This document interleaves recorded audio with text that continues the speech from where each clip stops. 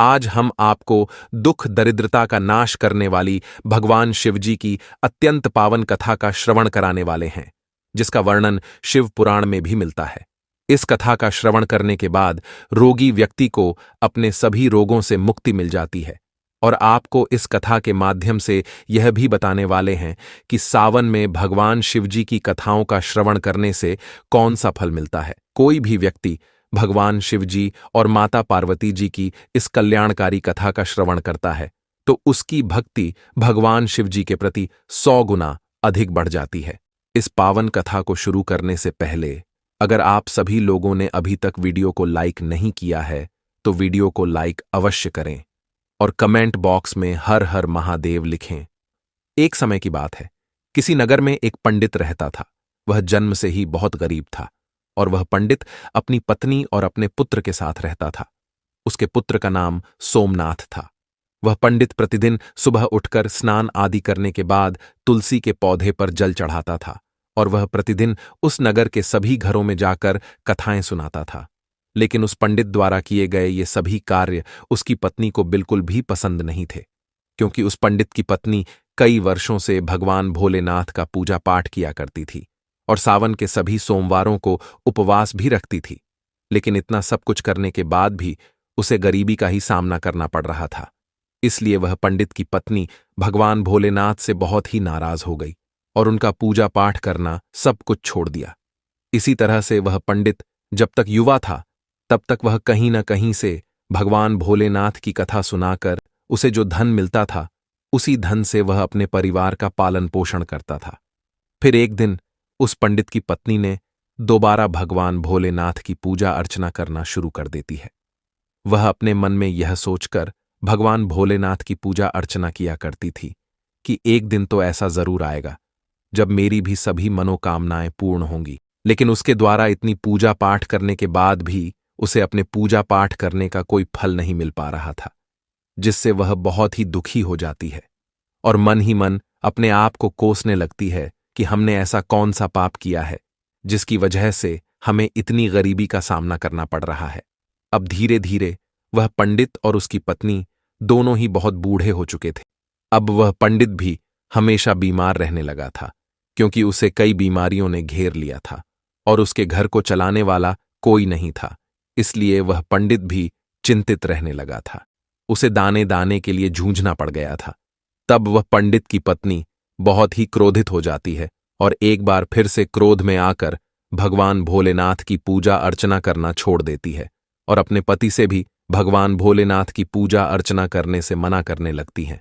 लेकिन वह पंडित भगवान भोलेनाथ की पूजा अर्चना करना नहीं छोड़ता है। तब एक दिन वह क्रोधित होकर अपने पति से कहती है, हे नाथ, हम दोनों ये कब तक भगवान भोलेनाथ की पूजा अर्चना करते रहेंगे?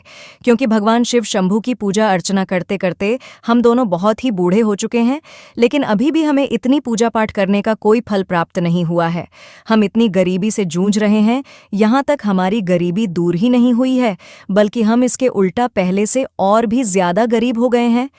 पहले तो कुछ ठीक भी था, लेकिन अब तो दाने दाने के लिए रोना पड़ रहा है। मैं ही मूर्ख हूँ जो मैंने एक बार भगवान भोलेनाथ की पूजा अर्चना करना बंद करके दोबारा से शुरू कर दी और मैंने सावन के सभी सोमवारों को न तो दिन देखा न रात देखी। प्रतिदिन जप तप करके अपने ही शरीर को कमजोर कर लिया। यह सब करने के बाद भी मुझे इसका कोई फल नहीं मिला।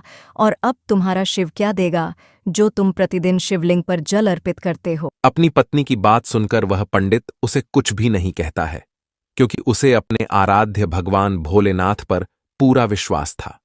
उधर उसका पुत्र सोमनाथ अभी शिक्षा ग्रहण कर रहा था और कुछ ही दिनों में उसकी शिक्षा दीक्षा पूरी हो गई। और जब उसने अपने माता पिता को कष्ट में देखा तब वह अपने आने वाले भविष्य के बारे में ज्यादा न सोचकर उसने अपने माता पिता की सेवा करनी शुरू कर दी। उनकी सभी मनोकामनाओं को पूरा करना शुरू कर दिया। वह अपने पिता की तरह नगर नगर जाकर भगवान भोलेनाथ की कथाओं को सुनाने लगा और कथा सुनाने पर मिली दक्षिणा से अपने परिवार का पालन पोषण करने लगा। लेकिन एक दिन की बात है, सोमनाथ उस नगर के भगवान शिव के प्रसिद्ध मंदिर में पूजा अर्चना करने के बाद वहां पर उपस्थित शिव भक्तों को भगवान भोलेनाथ की पावन कथा का श्रवण कराते हुए कहता है कि जो भी भगवान भोलेनाथ की इस पावन कथा को सच्चे मन से श्रवण करता है, उनकी भगवान भोलेनाथ सभी मनोकामनाएं पूर्ण कर देते हैं। सोमनाथ की यह बात उस नगर का राजा सुन लेता है और उसे यह बात बहुत ही अच्छी लगती है। इसीलिए वह सोमनाथ के पास पहुंचकर उससे कहता है, मुझे तुम्हारी यह कथा बहुत ही अच्छी लगी, किंतु क्या तुम आज से प्रतिदिन राजकुमारी को भगवान भोलेनाथ की कथाओं को श्रवण कराओगे? इसके लिए मैं तुमको प्रतिदिन दक्षिणा के रूप में ढेर सारा धन दूंगा। राजा की ऐसी बातों को सुनकर सोमनाथ बहुत ही प्रसन्न हो जाता है और राजकुमारी को प्रतिदिन कथाओं का श्रवण कराने के हामी भर देता है। सोमनाथ प्रतिदिन उस नगर के राजा की पुत्री को कथा सुनाने लगा और राजकुमारी को कथा का श्रवण कराने पर दक्षिणा के रूप में जो कुछ धन मिलता था, उसी धन से वह अपने परिवार का पालन पोषण करने लगा। किंतु सोमनाथ की माता को यह बात अच्छी नहीं लगती थी और वे इस पर प्रसन्न भी नहीं रहती थीं, क्योंकि उन्हें अपने पुत्र के आने वाले भविष्य की चिंता थी। फिर एक दिन पंडित की पत्नी अपने पति से कहती है, हे नाथ, मुझे अपने पुत्र के भविष्य की चिंता हो रही है, क्योंकि हमारा जीवन तो किसी तरह से कट गया है। हमारे मरने के बाद उसका क्या होगा? क्या हमारी भक्ति पूजा पाठ का कभी कोई फल नहीं मिलेगा? क्या भगवान भोलेनाथ को हमारा दुख दिखाई नहीं देता है? हमारा पुत्र राजा के महल से दक्षिणा में जो भी धन लाता है, माना कि उस धन से हमारे पूरे परिवार का पालन पोषण हो जाता है, लेकिन बाकी की सभी मनोकामनाओं का क्या? वे कैसे पूरी होंगी? क्या हमारे पुत्र को हमारी तरह ही जीवन भर गरीब रहना पड़ेगा? मित्रों, जब माता पार्वती जी ने उस पंडित की पत्नी की करुण पुकार को सुनी, तब वे शीघ्र ही भगवान भोलेनाथ के पास जा पहुंची। तब भगवान भोलेनाथ जी ने पूछा कि हे देवी पार्वती, आज आप बहुत चिंतित लग रही हैं। फिर माता पार्वती जी भगवान भोलेनाथ जी से कहती हैं, हे शिव शंभु, आप तो त्रिकालदर्शी हैं, आपको तो सब कुछ पता होता है, किंतु आप फिर भी यह प्रश्न कर रहे हैं। मेरी चिंता का कारण है वह पंडित और उसकी पत्नी। आप उन दोनों की परीक्षा क्यों ले रहे हैं? हे प्रभु, वह पंडित तो आपका परम भक्त है, लेकिन आपने सिर्फ उसके जीवन को कठिनाइयों से ही भरा है, उसे कभी भी उसके द्वारा पूजा करने का फल नहीं दिया। इसलिए मेरी आपसे विनती है कि अब आप उसके जीवन के सभी दुखों का नाश करें, अन्यथा कहीं ऐसा न हो कि वह पंडित और उसकी पत्नी आपका पूजा पाठ करना ही बंद कर दें और कहीं उसके मन में आपके प्रति श्रद्धा विश्वास समाप्त न हो जाए। भगवान भोलेनाथ माता पार्वती जी से कहते हैं, हे देवी पार्वती, आप चिंतित मत होइए, क्योंकि हमने उस ब्राह्मण के भाग्य के उदय का बीज बो दिया है। अब हम दोनों को उस पंडित के घर जाने का समय आ गया है और पृथ्वी लोक पर जाकर हमें शिवलीला करनी है। पृथ्वी लोक पर पहुंचकर दोनों साधु का रूप धारण कर लेते हैं। साधु का रूप धारण करने के बाद उस पंडित के घर के समीप पहुंच जाते हैं और जोर जोर से आवाज लगाते हुए कहते हैं, अलख निरंजन। तब उनकी आवाज सुनकर वह बूढ़ा पंडित घर से बाहर निकलता है और उन्हें प्रणाम करते हुए कहता है, हे मुनिवर, आपका स्वागत है। बताइए, मैं आपकी किस तरह से मदद कर सकता हूं? तब साधु का रूप धारण किए हुए भगवान भोलेनाथ ने उस पंडित से कहा कि आज की रात्रि में हम आपके घर पर विश्राम करना चाहते हैं।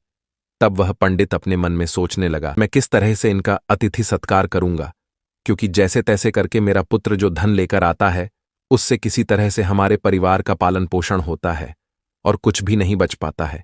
इसलिए मैं इनके भोजन का प्रबंध कैसे कर सकता हूं? अपने मन में इतना सोचकर उसने कहा कि हे मुनिवर, मेरा पुत्र इस नगर के राजा की पुत्री को कथा सुनाकर दक्षिणा में जो भी धन लाता है, उसी से एक वक्त के लिए हम तीनों के भोजन की पूर्ति होती है। इसलिए मैं कुछ भी करके सिर्फ एक समय के लिए ही भोजन का प्रबंध कर सकता हूं। तब साधु का रूप धारण किए हुए भगवान भोलेनाथ जी ने उस पंडित को एक पात्र देकर उससे कहा, हे पुत्र, आज से तुम अपनी पत्नी से कह देना कि इस पात्र में भोजन बनाया करो, तो हम सभी के लिए दोनों वक्त का भोजन बन जाया करेगा। फिर इस प्रकार से उस पात्र में भोजन बनाने से सभी के लिए दोनों वक्त के भोजन की पूर्ति हो जाती है। यह दृश्य देखकर तीनों बहुत ही आश्चर्य में पड़ गए थे। उसके अगले दिन सुबह उठकर सोमनाथ राजकुमारी को कथा सुनाने के लिए जा ही रहा था कि तभी अचानक से साधु का रूप धारण किए हुए भगवान भोलेनाथ जी ने सोमनाथ से पूछा कि हे पुत्र, तुम कहाँ जा रहे हो? तब सोमनाथ उनसे कहता है, हे मुनिवर, मैं तो अब इस नगर के राजा की पुत्री को कथा का श्रवण कराने के लिए जा रहा हूं। तब साधु का रूप धारण किए हुए भगवान भोलेनाथ जी ने सोमनाथ से कहा कि हे पुत्र, आज जब तुम राजकुमारी को कथा का श्रवण कराने के लिए जाओ तो तुम उससे पूछना कि वह अपनी किस मनोकामना की पूर्ति होने के लिए प्रतिदिन भगवान भोलेनाथ की कथा का श्रवण करती है। राजकुमारी को कथा का श्रवण कराने के बाद सोमनाथ उसी प्रश्न को राजकुमारी से पूछता है कि तुम अपनी किस मनोकामना की पूर्ति होने के लिए प्रतिदिन कथा का श्रवण करती हो। तब राजकुमारी सोमनाथ से कहती है, मैं अपनी इस मनोकामना की पूर्ति होने के लिए प्रतिदिन भगवान भोलेनाथ की कथाओं का श्रवण करती हूँ, जिससे मुझे ऐसा कोई वर मिले जिसकी चर्चा पूरे नगर में सभी करें। उसके मस्तक पर चंद्र और सूरज हो और उसका भाग्य इतना अच्छा हो कि उसके घर में किसी भी चीज की कोई कमी न हो। राजकुमारी की इन बातों को सुनकर सोमनाथ घर वापस लौट आता है और घर पर पहुंचकर साधु रूपी भगवान भोलेनाथ को सारी बातें बता देता है। तब भगवान भोलेनाथ सोमनाथ से कहते हैं, अब अगले दिन जब तुम राजकुमारी को कथा का श्रवण कराने के लिए जाना, तब फिर से वही प्रश्न पूछना। अगर राजकुमारी तुम्हें फिर से कल वाली बातें बताए, तब तुम उससे शीघ्र यह कह देना कि तुम्हें जैसा वर चाहिए वैसा सिर्फ मैं ही हूं। इतना कहकर वहां से भाग आना। तब सोमनाथ उस साधु रूपी भगवान भोलेनाथ जी से कहता है, हे मुनिवर, भला हमारा विवाह कैसे हो सकता है? और मेरा घर तो उसके द्वारा दी दक्षिणा पर चलता है। लेकिन जब यह बात राजा को पता चलेगी कि मैं उसकी पुत्री से विवाह करना चाहता हूं, तो वह मुझे मेरे पूरे परिवार के साथ मृत्युदंड दे देगा। इसलिए आप मुझे क्षमा कर दीजिए। सोमनाथ की बात सुनकर साधु रूपी भगवान भोलेनाथ जी ने सोमनाथ से कहा कि हे पुत्र, ठीक है, हम अभी तुम्हें तुम्हारे पूरे परिवार के साथ अपने अभिशाप से भस्म कर देते हैं। वैसे ही सोमनाथ पहले से ही उनके चमत्कार से बहुत भयभीत था। उनकी ऐसी बातों को सुनकर और ज्यादा भयभीत हो गया था और अपने मन में सोचने लगा कि मुझे और मेरे परिवार सहित राजा साहब तो बाद में मृत्युदंड देंगे, उससे पहले ये तो अभी ही अपने श्राप से भस्म कर देंगे। अपने मन में इतना सोचकर फिर उसने ऐसा करने का उन्हें विश्वास दिलाया और राजकुमारी को भगवान भोलेनाथ जी की कथा का श्रवण कराने के लिए राजमहल की तरफ निकल गया। वह राजकुमारी को भगवान भोलेनाथ जी की कथा का श्रवण कराने लगा। उसके बाद उसने राजकुमारी से फिर से पूछा कि आप अपनी किस मनोकामना की पूर्ति के लिए भगवान भोलेनाथ जी की कथा का श्रवण करती हो। तब राजकुमारी ने फिर वही जवाब दिया जो उसने पहले दिन दिया था। उसके बाद सोमनाथ ने राजकुमारी से कहा कि हे राजकुमारी, तुम्हें जैसा वर चाहिए वैसा वर मैं ही हूं। इतना कहकर सोमनाथ शीघ्र राजमहल से भागकर अपने घर आ गया। लेकिन सोमनाथ की ऐसी बातों को सुनकर राजकुमारी बहुत ही क्रोधित हो गई। फिर उसने अपनी एक दासी को बुलाकर उसे सब कुछ बता दिया और कहा कि मेरी यह पूरी बात पिताजी को बता देना। फिर जब यह बात राजा को पता चली, तब वह भी सोमनाथ पर बहुत क्रोधित हो गया। फिर राजा ने शीघ्र ही अपने मंत्रियों को दरबार में बुला लिया और उनसे विचार विमर्श करने लगा। तभी उसके महामंत्री ने उस राजा से कहा कि हे राजन, उसने अपराध तो फांसी दिए जाने वाला किया है, लेकिन वह तो एक पंडित है, क्योंकि अगर आप उसे फांसी दे देते हो तब आपको एक ब्रह्म हत्या का घोर पाप लगेगा।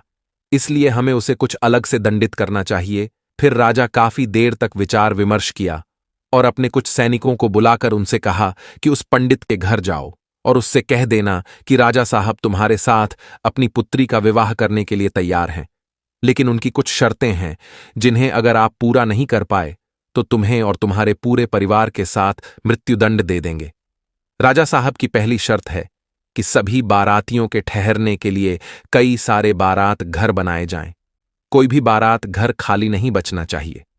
दूसरी शर्त यह है कि बारातियों के अतिथि सत्कार में बनाया गया भोजन बचना नहीं चाहिए।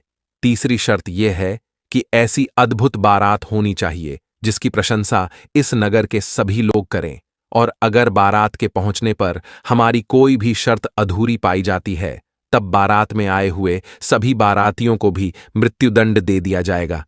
राजा का आदेश पाकर वे सैनिक सोमनाथ के घर की तरफ निकल जाते हैं। उधर सोमनाथ घर पहुंचकर साधु रूपी भगवान भोलेनाथ जी को सारी बात बता देता है कि आपके कहे अनुसार कहने पर राजकुमारी बहुत ही क्रोधित हो गई थी। अब शीघ्र ही फांसी का संदेश पहुंचने ही वाला है। इतने में राजा के वे सैनिक जोर जोर से दरवाजा खटखटाने लगते हैं। दरवाजा खटखटाने की आवाज सुनकर सोमनाथ के पिता दरवाजा खोलते हैं। तब वे सैनिक उसके पिता से कहते हैं, क्या तुम्हारा ही पुत्र राजकुमारी से विवाह करना चाहता है? चलो ठीक है, राजा साहब ने भी अपनी पुत्री से विवाह करने के लिए अनुमति दे दी है, लेकिन राजा साहब की कुछ शर्तें हैं जिन्हें पूरा करना ही पड़ेगा, नहीं तो तुम्हारे पूरे परिवार को मृत्युदंड दे दिया जाएगा। हे सैनिकों, हमें राजा साहब की किन शर्तों को पूरा करना पड़ेगा, उन शर्तों हमें बताने का कष्ट करें। तब राजा के वे सैनिक सोमनाथ के पिता से कहते हैं, हे ब्राह्मण, राजा साहब की पहली शर्त है कि सभी बारातियों के ठहरने के लिए कई सारे बारात घर बनाए जाए। कोई भी बारात घर खाली नहीं बचना चाहिए। दूसरी शर्त यह है कि बारातियों के अतिथि सत्कार में बनाया गया भोजन बचना नहीं चाहिए। तीसरी शर्त यह है कि ऐसी अद्भुत बारात होनी चाहिए जिसकी प्रशंसा इस नगर के सभी लोग करें, और अगर बारात के पहुंचने पर हमारी कोई भी शर्त अधूरी पाई जाती है, तब बारात में आए हुए सभी बारातियों को भी मृत्युदंड दे दिया जाएगा। राजा के सैनिकों की बात सुनकर सोमनाथ और उसके पिता बहुत ही भयभीत हो जाते हैं। तब साधु रूपी भगवान भोलेनाथ जी ने उनसे कहा कि तुम मत डरो, बल्कि अपना उत्तर देकर राजा के सैनिकों को विदा करो कि आप विवाह की तैयारी शुरू करें। हम बारात वाले दिन बारात लेकर पहुंच जाएंगे। फिर सोमनाथ ने अपना उत्तर उन सैनिकों को बताकर उन्हें विदा कर दिया, और वह सैनिक राजमहल पहुंचकर राजा को सारी बातें सुना देते हैं। जब राजा को सोमनाथ की तरफ से सकारात्मक उत्तर प्राप्त होता है, तब वह बड़े ही आश्चर्य में पड़ जाता है और वह अपने मन में सोचने लगता है, आखिर वह गरीब पंडित किसके भरोसे पर इतनी दुर्लभ शर्त के बावजूद भी मेरी पुत्री से विवाह करने के लिए तैयार है? क्या मेरा कोई दुश्मन उसका साथ दे रहा है? इसी तरह के कई विचार उसके मन में उठते रहते थे। उसके बाद उसने उस नगर के कई घरों को बारात घर की तरफ सजवा दिया और कई सारे तंबू का प्रबंध भी कर दिया। राजा यह सब यह सोचकर कर रहा था कि कहाँ वह पंडित इतने अधिक बारातियों को ला पाएगा, और जब अधिक बाराती न आने पर वह मेरी शर्त हार जाएगा, फिर वह उसे पूरे परिवार सहित मृत्युदंड दे देगा। इधर सोमनाथ उस नगर में जिसे भी अपनी बारात में चलने के लिए कहता था, वह उसे यह कहकर मना कर देता था कि नहीं, मुझे इतनी जल्द नहीं मरना है। तुम्हारा तो अंतिम समय निकट आ गया है, इसलिए हम तुम्हारे साथ बारात में मरने के लिए क्यों जाए? उन सभी की ऐसी बातों को सुनकर सोमनाथ बहुत ही परेशान रहने लगा था। फिर विवाह का दिन भी आ गया, और विवाह वाले दिन सोमनाथ और भी ज्यादा चिंतित था। जब साधु रूपी भगवान भोलेनाथ जी ने सोमनाथ को बहुत परेशान देखा, तब वे सोमनाथ से बोले कि हे पुत्र, आज तो तुम्हारा विवाह है और आज के दिन भी तुम इतना परेशान हो रहे हो। बताओ, तुम किसी बात को लेकर इतना चिंतित हो रहे हो? तब सोमनाथ ने भगवान भोलेनाथ जी से कहा कि हे मुनिवर, क्या फायदा आपको बताने का, मेरा तो भाग्य ही खराब है। वैसे भाग्य में जो लिखा होता है वही होता है। यही कहकर तैयार होकर उनके साथ राजमहल की तरफ चल देता है। फिर भगवान भोलेनाथ जी ने सोमनाथ की बारात में चलने के लिए सभी देवताओं, भूत प्रेतों और गंधर्वों को मनुष्य रूप में सोमनाथ की बारात में चलने के लिए आमंत्रित कर लिया, जिसके कारण सभी बारात नाचते हुए बारात घर पहुंच गए। जब सोमनाथ की बारात पहुंची, तब इतने सारे बाराती आए हुए थे कि राजा द्वारा सजवाए गए सभी बारात घर और यहां तक कि सभी तंबू बारातियों से भर गए, और कुछ बारात तो बिना तंबू के बाहर ही रह गए। फिर जब राजा के पास सूचना भिजवाई गई कि बारातियों के ठहरने के लिए बारात घर और तंबुओं में जगह नहीं बची है, ठहरने के लिए और प्रबंध कराया जाए, तब राजा अपने मन में सोचने लगा कि अभी तो कोई भी उसके साथ बारात में आने के लिए तैयार नहीं था, और अब कहां से इतने बाराती आ गए हैं। इतना सोचकर राजा तुरंत ही वहां पहुंच गया, और जब भगवान भोलेनाथ जी ने राजा को बारात में आया हुआ देखा, तब उन्होंने शुक्र और शनिदेव को बच्चा का रूप धारण करवा दिया और उन्हें भूख के कारण विलाप करवा दिया। इधर जब उस राजा ने दोनों बच्चों को जोर जोर से विलाप करते हुए देखा, तब उसने भगवान भोलेनाथ जी के पास पहुंचकर उनसे पूछा कि हे महात्मा, ये बच्चे इतना विलाप क्यों कर रहे हैं? तब साधु रूपी भगवान भोलेनाथ जी ने उस राजा को जवाब देते हुए कहा कि ये दोनों बच्चे बहुत भूखे हैं, इसलिए ये इतना विलाप कर रहे हैं। फिर राजा ने उन दोनों बच्चों को भोजन करने वाले स्थान पर भेज दिया। उसके कुछ ही देर बाद राजा के सैनिकों ने उनके पास आकर बताया कि हे राजन, वे दोनों बच्चों ने तो सारा भोजन समाप्त कर दिया है। अपने सैनिकों की ऐसी बातों को सुनकर राजा बहुत ही परेशान हो जाता है, क्योंकि अब उसका सारा अहंकार चूर चूर हो गया था। फिर वह साधु रूपी भगवान भोलेनाथ जी के चरणों में अपने दोनों हाथों को जोड़कर बैठ गया और उनसे कहने लगा कि हे साधु महाराज, अब मेरी लाज आपके ही हाथ में है। तब भगवान भोलेनाथ जी ने उस राजा से कहा कि कोई बात नहीं, सब कुछ ठीक हो जाएगा। आप राजमहल जाकर बारात की अगुवानी की तैयारी शुरू कीजिए। सोमनाथ भी विवाह की पोशाक में किसी राजकुमार से कम नहीं लग रहा था। सोमनाथ के सेहरे को चांद और सूरज से सजाया गया था और अगुवानी के समय सोमनाथ एक सुंदर से रथ में बैठकर राजमहल की तरफ जाने लगा। उस रथ के आगे कई सारे बाराती बैंड बाजे नाच रहे थे और कई बाराती हाथ में मुद्राएं लेकर एक दूसरे पर न्योछावर करके इधर उधर उछाल रहे थे। सोमनाथ की बारात के ऐसे दृश्य को देखकर उस नगर के कुछ लोग कहने लगे कि इस पंडित का भाग्य तो देखो, इसके मस्तक के सेहरे को चांद और सूरज से सजाया गया है और इसके चारों तरफ से इस प्रकार धन लक्ष्मी उछाली जा रही है जैसे किसी धनवान राजा की बारात निकल रही है, और ऐसी बारात तो हमने अपने जीवन में कभी देखी भी नहीं है। यह पंडित तो भाग्य का बहुत धनी है।